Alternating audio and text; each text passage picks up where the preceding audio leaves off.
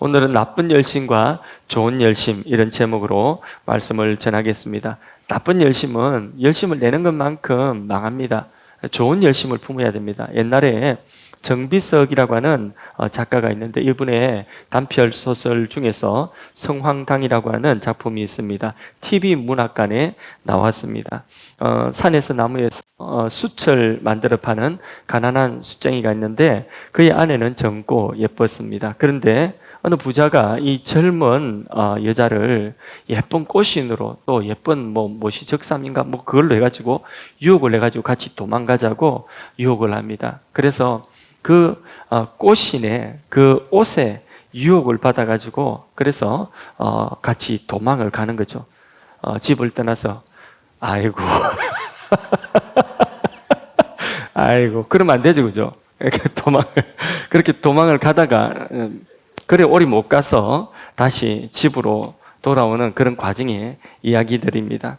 꽃신을 가지고 가난한 남의 아내를 도둑질해 가려고 하는 그 사람은 나쁜 사람입니다. 근데 외국 영화를 보면 이거는 아무것도 아닙니다. 결혼식 날 웨딩 드레스를 입고 결혼을 하는 신부를 갖다가 옛날 이 남자친구가 나타나 가지고 그냥 얻고 가버리는 그런 일들도 영화에 나오더라고요. 예, 그게 멋있습니까? 그죠? 그거 멋있는 게 아닙니다. 그런 일에 열심을 내는 놈은 도둑놈 중에 도둑놈이라고 생각이 됩니다. 이 연사 신앙의 세계에서도요, 이단들이 교회 붙은 집에 다니지 않습니까? 교회에 붙은 집에만 찾아다니면서 그러면서 교회를 흉보고 이간질하고 그리고 그 이단으로 끌고 가려고 하는 그 열심, 이단들의 열심이 보통이 아닙니다. 또 그 열심이 얼마나 지나친지 교회 안에까지, 기성교회 안에까지도 가만히 들어와 가지고 여러 가지 아주 간교한 계계를 꾸며 가지고 그래서 그 교인들을 교회 안에 있는 교인들까지도 교회 안에까지 들어와 가지고 빼가는 이런 짓을 합니다. 이건 도둑놈 중에 제일 나쁜 영혼의 도둑놈들인 것입니다. 그 열심은 열심을 품을수록 나쁜 열심입니다. 예수를 믿으면 그리스도의 신부가 되는 것이죠. 자, 예수님이 신랑, 그리고 믿는 우리는 신부가 되는 거죠. 이 관계를 너무 시기하고 싫어하는 존재가 있는데 그 존재가 누구죠? 마귀입니다. 마귀는 그래서 신랑 되신 예수님과 신부된 이 교회, 그리스도인과의 이 아름다운 관계를 해방합니다. 어떻게 해서든지 떼놓으려고 하고 이간질을 하려고 하는 이 원수가 마귀인 것입니다. 갈라디아 교회에서 역사하는 영도 바로 그 놈이었습니다. 바울이 떠난 후에 갈라디아 교회는 마귀에게 속한 자들이 가만히 들어왔습니다. 그래서 사람들의 마음을 훔쳐가는 거죠. 복음에서 멀어지게 합니다. 그리고 어디로 데려왔냐? 다시 유대교로 데리고 가고 있는 중이었습니다. 이들이 얼마나 열심을 내는지 거의 성공한 것 같았습니다. 갈라디아 교회 전체가 다 유대교로 넘어가는데 성공한 것 같았습니다. 갈라디아서는 이런 참담한 사실을 바울이 접하고 다시 편지를 써서 그 다른 복음으로 인하여서 그 유대교로 넘어가려고 하는 그들을, 그 교회를 다시 복음으로, 정확한 복음으로 다시 돌아오게 하는 목적으로 쓰여진 서신서가 갈라디아 서신서입니다. 오늘 순서를 따라 읽으면서 17절부터 20절까지 읽었는데 다시 한번 한 절씩 봅니다. 17절을 보면 이 미혹하는 자들의 잘못된 열심이 나오죠. 읽어봅니다. 그들이 너희에게 대하여 열심 내는 것은 좋은 뜻이 아니요 오직 너희를 이간시켜 너희로 그들에게 대하여 열심을 내게 하려 함이라. 아멘. 예. 좋은 열심은 그리스도를 믿게 하고 그리고 믿음이 자라게 하고 영광스러운 교회를 세우도록 하는 열심인 것입니다. 근데 나쁜 열심은 정반대입니다. 그리스도에게서 멀어지게 하고 그리고 교회에서 멀어지게 하고 교회를 허무는 일을 하는 것입니다. 이런 나쁜 열심을 가지고 갈라디아 교회를 아주 열심히 미혹해 하는 그 사람들이 누구냐? 유대교 사람들이었습니다. 그들 배후에는 틀림없이 마귀가 있습니다. 마귀는 누군가가 믿으려고 하면, 누군가가 교회만 가려고 하면 갑자기 열심을 내가지고 못 믿게 하고 못 가게 합니다. 이게 마귀 하는 일입니다. 그래서 예수 믿으면 다 버리고 진짜 재미없이 살아야 되구나. 예수 믿으면 다 버리고 정말 수도성처럼 살아야 되구나. 무슨 재미로 살까? 그렇게 할 수 있겠어? 예. 아직 믿기도 전에 교회만 나오려고 가면 벌써 이런 두려움을 주는 거죠. 그래서 교회를 못 나오게 하고 그리고 믿지를 못하게 하는 것입니다. 자신이 없어 포기하게 만드는 거죠. 누군가가 이제 예수 믿고 이제는 정말 믿음다운 믿음을 가져봐야 되겠다 하고 술을 끊으려고 아주 믿음의 사람답게 한번 살아보겠다 결심을 하면 모든 술 친구들이 어느 날 갑자기 그 결심을 하는 순간 모든 술 친구들이 다 열심을 냅니다. 걸기를 하는 것이죠. 아주 놀라운 현상이 나타납니다. 계속 술 먹을 일이 생기는 거죠. 예, 마귀의 열심인 것입니다. 교회 가려고 다짐하면 그러면 꼭 못할 일이 교회 나오지 못할 일이 꼭 생기는 거죠. 그죠? 교회 간다고 약속을 했는데 어떤 사람 하여튼 어떻게 기도하고 그래서 자 가보자 해가지고 딱 약속을 해놨는데 그런데 약속하고 나면 틀림없이 무슨 일이 생깁니다. 꼭 못 갈 일이 꼭 생기는 거죠. 예, 교회 나가는 그래 싫어한 거예요. 예수 믿는 그래 싫어한 거예요. 그렇게 못할 일이 자꾸 생기는 거죠. 마귀는 예수 믿으면 네가 할 수 없는 것들이 너무 많아. 그래 불편해서 살겠어? 그렇게 아야 처음 믿으려고 하는 마음조차 못 가지게 만드는 거죠. 젊은이들이 교회를 떠나는 이유도 그 이유 중에 하나입니다. 네가 예수 믿으면 할 수 있는 일이 너무 없어. 너무 불편하지 않아? 너무 재미없지 않아? 지루하지 않아? 그래서 젊은이들이 교회를 많이 떠납니다.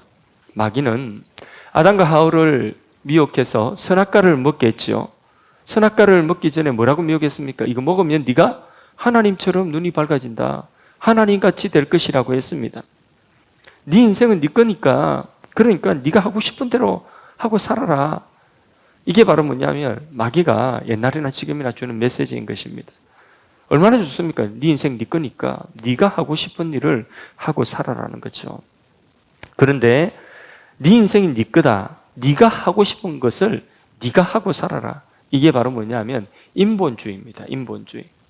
그래서 사람은요 하나님 중심이 아니라 인본주의가 딱 되는 그 순간부터 그 사람에게는 불행이 찾아오는 거죠. 인생의 수고하고 무거운 짐이 하나 둘씩 얹혀지기 시작하는 것입니다. 신앙은 언제나 하나님 중심입니다. 하나님 중심이 뭡니까? 하나님이 주인이라는 것입니다. 하나님이 주권자라는 것입니다. 그래서 하나님의 뜻이 중요한 것입니다. 그게 하나님 중심인 것입니다. 우리는 하나님 앞에서 티끌 같은 존재입니다. 우리 스스로는 아무것도 할 수가 없습니다. 우리는 흙입니다. 티끌입니다. 그렇기 때문에 우리 스스로는 뭔가 대단한 잠재력이 있고 뭔가 대단한 일을 할 것 같고 하나님 떠나서 뭔가 큰 일을 내가 제한 없이 이룰 것 같지만은 그러나 착각하십시오. 우리 인생은 티끌입니다. 언제든지 하나님이 오라 하시면 우리 영혼은 하나님 앞에 심판대에 서게 될 것이고 우리의 몸은 잠시 흙으로 돌아갈 수밖에 없는 티끌입니다. 그런데 이런 말 하는 것을 사람들은 별로 좋아하지 않는 것이죠. 마귀는 그래서 사람들에게 계속해서 속이고 거짓말하고 마귀의 가장 고차원적인 수단이 뭐냐면 우리가 예수를 믿기는 믿되 우리가 믿는 그 믿음을 혼동케 하는 것입니다. 그게 마귀의 가장 고차원적인 수준입니다. 예수 믿어 좋아. 근데 예수를 믿기는 믿는데 근데 그것 가지고 되겠어? 네가 예수 믿는다고 하는데 그것 가지고 되겠어? 네가 네 구원에 뭔가 보탬이 되는 뭔가가 해야 되지 않겠어? 이렇게 하는 것이죠. 그게 율법이 되었거나 그게 선행이 되었거나 하여튼 뭔가를 자신의 구원에 보태어서 그래서 너희의 구원을 확실히 하라는 거예요. 예수 믿는 거 그거 가지고 되겠어?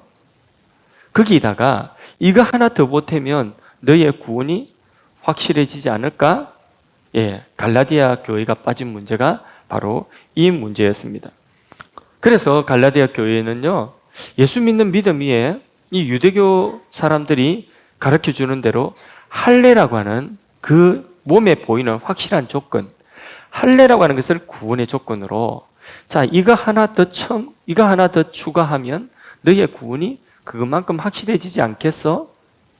그러면 그거 하나로 끝나는 것이 아니죠. 그 다음 율법에 기록된 모든 것들을 다시 추가해서 결국은 예수 믿는 것이 아니라 자기의 행위로 어렵다함을 받고 구원을 받게 되는 그 길을 선택하게 되는 거죠. 그는 그리스도에게서 멀어지는 것입니다. 그게 구원이 있을까요? 없을까요? 거기는 구원이 없는 것입니다. 다시 복음에서 율법 아래로 돌아가는 것입니다. 오늘도 그렇습니다. 구원이 예수님의 공로, 십자가의 공로 절반, 우리 착한 행위, 우리의 어려운 행위 절반, 그래서 50대 50 합해서 100 구원이 된다. 그래 우리가 구원받는다. 이 오라요, 이게 잘못된 거예요. 100% 잘못된 것이죠. 그렇죠? 그러면 만일에 예수님의 십자가의 공로 99%, 우리가 그래도 1% 정도는 뭔가 선한 일을 하는 거 1% 보태가지고 100이 돼서 그래서 우리가 구원받는다. 이거는 옳습니까? 이거는 잘못된 것입니까? 그것도 잘못된 것이죠. 우리 구원은 100% 예수님의 공로, 십자가의 공로, 그것밖에 없습니다. 우리 죄를 씻는 길은 우리의 행위로, 선한 행위로 씻는 것이 아니라 우리의 죄를 씻는 길은 오직 어린 양 예수 그리스도, 예수님의 십자가의 그 희생의 피로서만 우리의 죄를 씻습니다. 그래서 예수님의 공로 100%가 우리의 구원의 근거인 것입니다. 할렐루야. 만일에 1%의 선행을 보태서 구원이 된다면 그 구원은 결국은 누가 주도권을 가지고 있는 것입니까? 그 구원은 누가 완성하는 것입니까? 1%의 나의 선행이 구원을 완성하는 것입니다. 그렇기 때문에 그것은 그리스도에게서 멀어지는 것이 됩니다. 그것은 잘못된 복음이요, 다른 복음이요. 갈라디아서에 보면 이런 다른 복음을 전하는 자들은 바울이 뭐라고 합니까? 좋은 말 합니까? 뭐라고 했죠? 저주를 받을지어다 했습니다. 예. 그래서 갈라디아 교회에 들어온 유대교가 예수 믿는 공로, 예수 믿는 믿음, 거기다가 할례라고 하는 그 유대교의 할례를 구원의 조건으로 하나 더 추가했을 때에 구원의 만족감은 내가 이거 했으니까 그래도 만족이 되지 하고 조금 더 확신이 되지, 내 몸에 흔적이 있으니까 하고 자기 마음에 만족은 있을 수 있겠지만은 그런 만족은 잠시 뿐이고 그것은 요한복음 10장이 말씀하신 것처럼 예수님께서 나는 양의 문이고 누구든지 이 문으로 오지 않으면 다 절도요 강도다 하신 말씀처럼 모두가 다 구원에 이르지 못하는 것입니다. 아무리 설교를 잘하는 위대한 설교자라도 자기가 모든 것을 하지 않습니다. 오직 사람들의 마음을 어디로 인도해야 되는 것이냐? 그리스도께로 인도하는 것입니다. 예수님의 공로로 인도하는 그게 설교입니다. 설교를 들었어요? 그러면 뭐가 남아야 되냐면 예수님하고 나하고 남아야 돼요. 설교를 들었는데 대한민국 애국이 남는다? 그 거짓말입니다. 설교를 들었는데 누군가를 향한 분노가 남는다? 누군가를 향한 어떤 이 원망이 남는다? 거짓말이에요. 무슨 어떤 것을 갖다 대도요. 이 설교라고 하는 것은 그 설교를 통해서 사람들을 어디로 데려갔냐면 그리스도의 공로로 데려가야 되는 거예요. 거기에 설교자가 웃긴 것 그것도 남으면 안 되고 설교자가 울린 것 그것도 남으면 안 되고 남아야 되는 것은 오직 그리스도와 나만이 남아야 되는 것입니다. 그래서 중매자예요, 중매자. 중매자가 거기 끼가지고 야, 만나봐라이. 참 좋은 사람이다. 야, 만나봐라이. 참 좋은 사람이다. 아, 싫은데요. 아직 시간이, 야, 너 장가 가야 될 거 아니야. 만나. 야, 너 시집 가야 될 거 아니야. 만나. 내가 다 주선할게. 그래서 여기로 나와. 하고 나왔어요. 그렇게 딱 나왔는데, 그런데 둘이서 보니까, 보는 순간 둘이 마음이 너무 통하는 거예요. 그래서 보는 순간 그냥 심장이 콩탕콩탕 뛰고 막 이렇게 너무 좋은 거예요. 마음이 싹 가버렸어요. 그러면 중매자는 이제 어떻게 해야 돼요? 빠져야지. 같이 저녁은 뭐 먹을까? 이러고 있으면 눈치 없는 거야. 눈치 없는 거. 그러니까 중매자는 오직 예수님께로 인도하면 되는 거예요. 그러니까 설교하고 목회는 다 뭐냐 하면 결국은 예수님께로 인도하고 자기는 빠져야 되는 것입니다. 그래서 그리스도는 오직 우리의 구원의 유일한 근거가 되시며 그리스도가 아니고서는 우리는 구원이 없다 하는 것을 꼭 알아야 되는 것입니다. 그래서 모든 그리스도 외에 모든 들러리들은 다 비켰어야 돼요. 다 그분이 예수님이 들어가시도록 해야 되는 것입니다. 신랑과 신부가 만나야 되는 거죠. 신랑은 누구죠? 예수님이고 신부는 누구죠? 우리 한 사람 한 사람이죠. 그렇게 만나야 되는 거죠. 예. 그 사이에 뭐가 끼면 안 돼요. 인간의 행위, 인간의 공로, 어떤 또 다른 중보자 다 끼면 안 돼요. 예수님과 우리 사이에 어떤 것도 끼면 안 되고 특별히 속기 쉬운 것이 나의 공로, 나의 행위가 거기 끼면 안 되는 것입니다.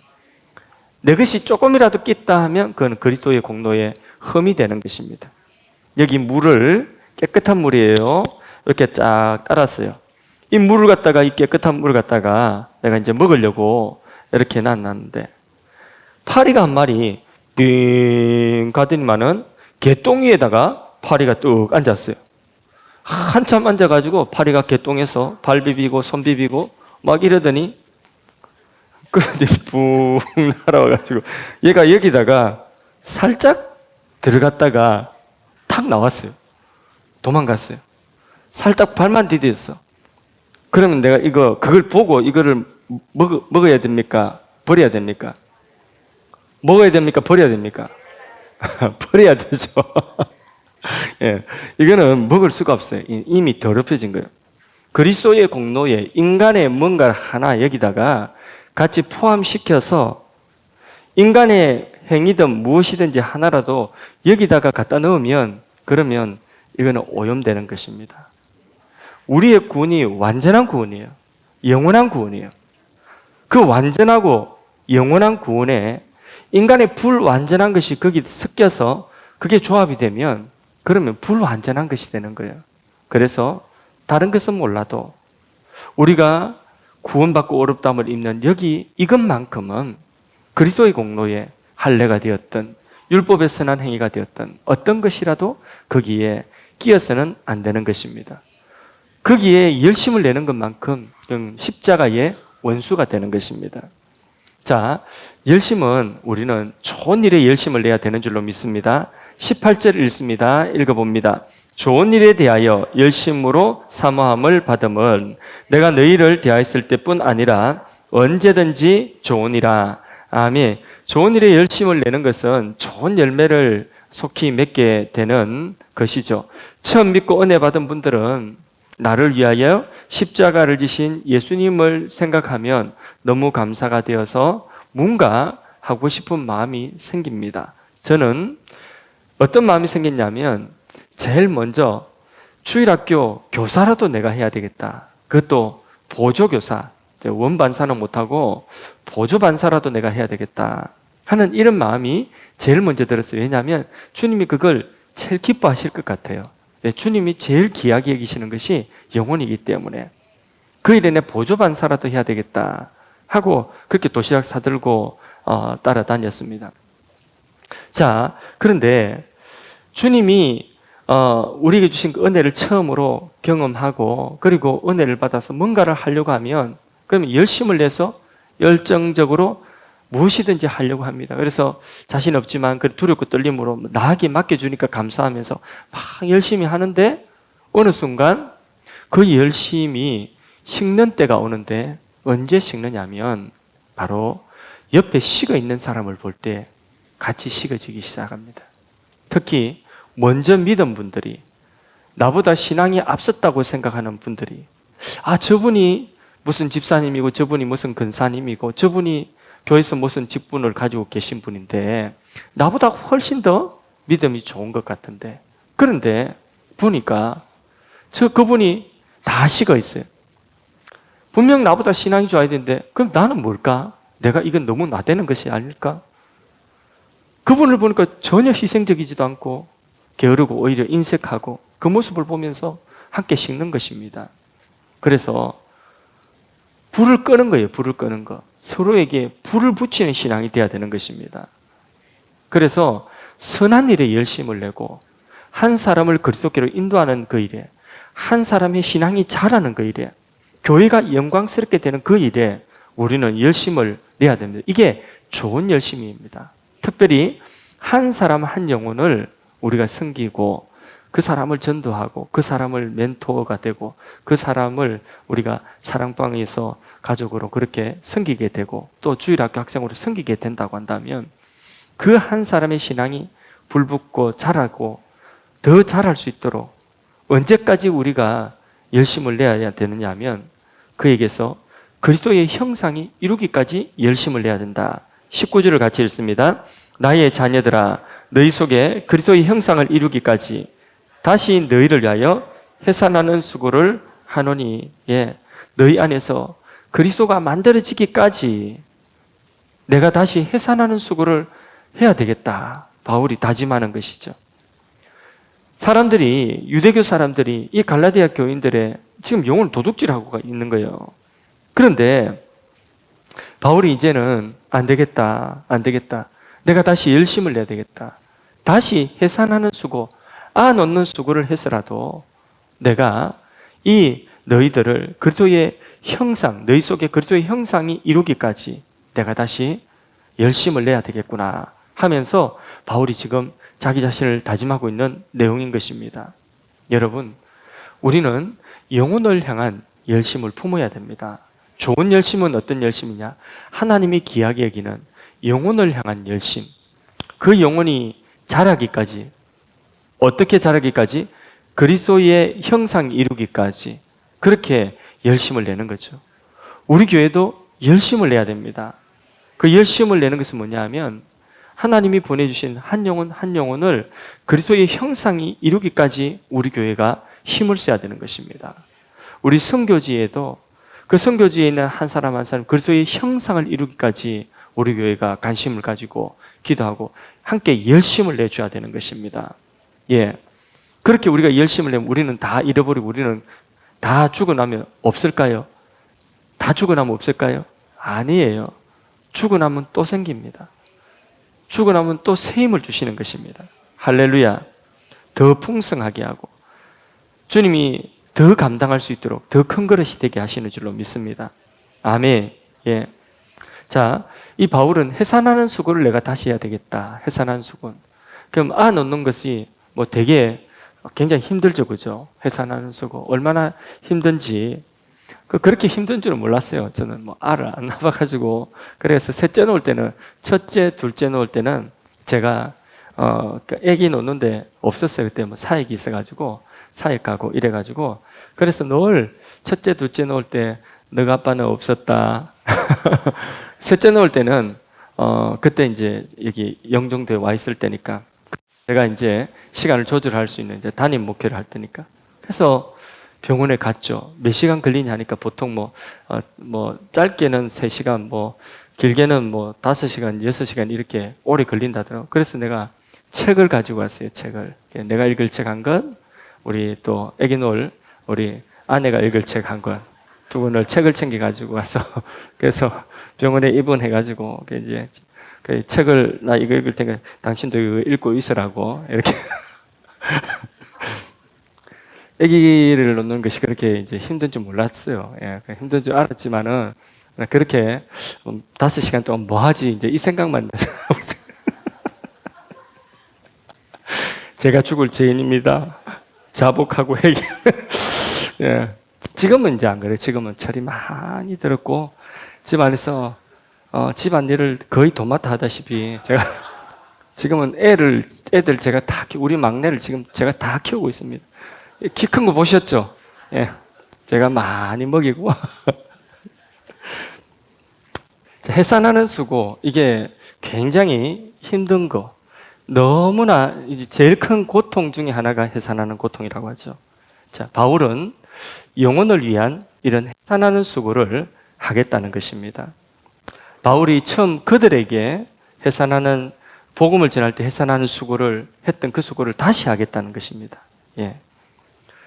아기를 하나를 놓고 아기가 자라는 모습을 보면서 어떤 엄마들은 아기 놓을 때는 힘들었는데 그 아기가 자라는 모습 보면 또 너무 예뻐서 그래서 아기가 조금 더 자라면 또 아기를 또 하나 더 갖고 싶은 그런 마음이 있죠, 그죠?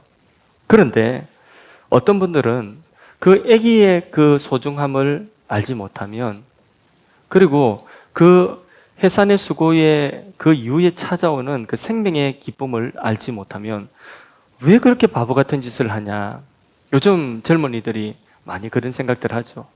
왜 그렇게 바보 같은 짓을 하냐?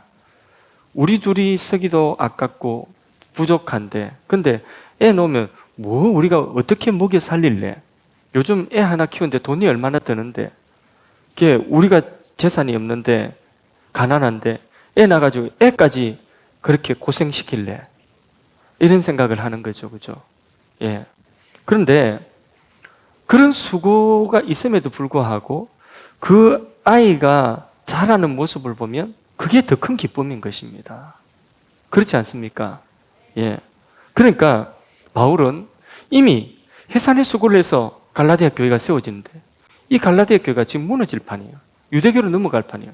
다시 내가 복음으로 너에게 돌아가서 해산의 수고를 내가 다시 해야 되겠다. 선한 열심을 다시 품겠다는 것이죠. 누구를 향한 열심입니까? 영혼을 향한 열심이에요. 이게 좋은 열심이에요.